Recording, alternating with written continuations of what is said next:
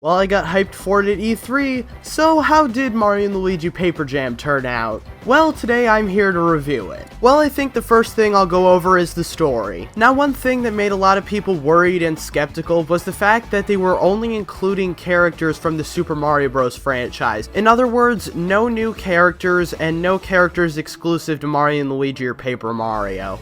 But I can forgive this because they did it well. There were a lot of good moments with the characters reacting to their alternate selves.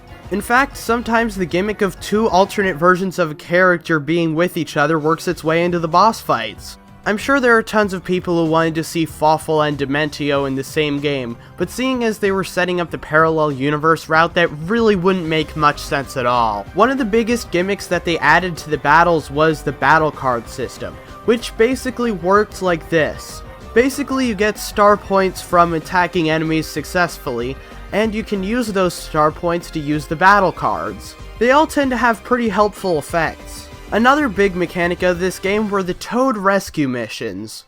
Basically, there's a bunch of paper toads in any given situation and you need to find them all.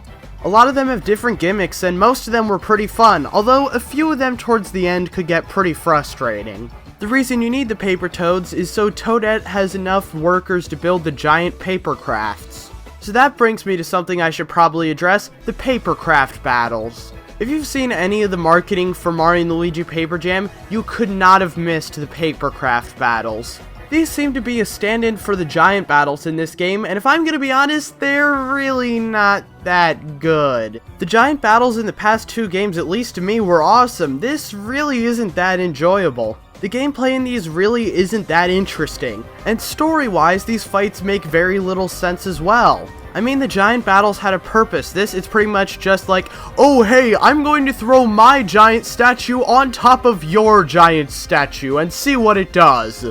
On the flip side though, the regular boss battles in this game are actually really good. I mean, it makes sense. The developers have had 4 games prior to this to get bosses down, and they really did a good job in this game. They all felt unique with their attacks and gimmicks to them. My only complaint with the bosses, and this may just be me being crazy, but some of the bosses felt like they got to attack way more often than they should have been able to. Especially King Boo. One thing I gotta give this game credit for is that it fixed all the biggest problems with Dream Team. The tutorials are short, sweet, and to the point, and the gyroscope controls, thank God, are nowhere to be seen. Also, how are the levels in this game? They're bad. I mean, really bad.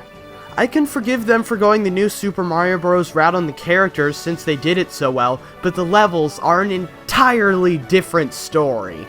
Not to mention the backtracking in this game can be infuriating. Now I believe there are some games that did backtracking well, like Kingdom Hearts 2 or even the earlier Mario & Luigi games. But there, it felt like you were doing something new and the levels were interesting. Here though, they're incredibly bland. They feel like they were just directly ripped out of a new Super Mario Bros. Game. Okay, so we're making a new Mario & Luigi RPG. What kind of levels should we get? Oh, let's get a grassland level, a desert world, ice world, tropical island world, and Bowser's Castle. Shouldn't we make it a bit more original than that? Quiet, we've done enough original for this game. If we make things too original, it might alienate longtime fans.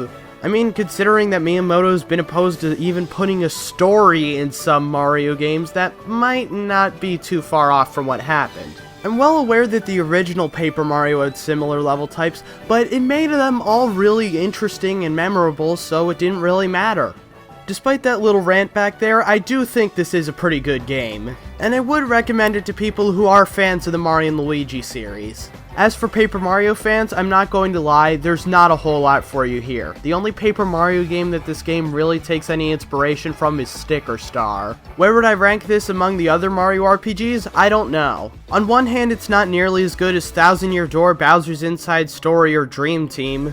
But on the other hand, it is definitely better than Sticker Star and Partners in Time.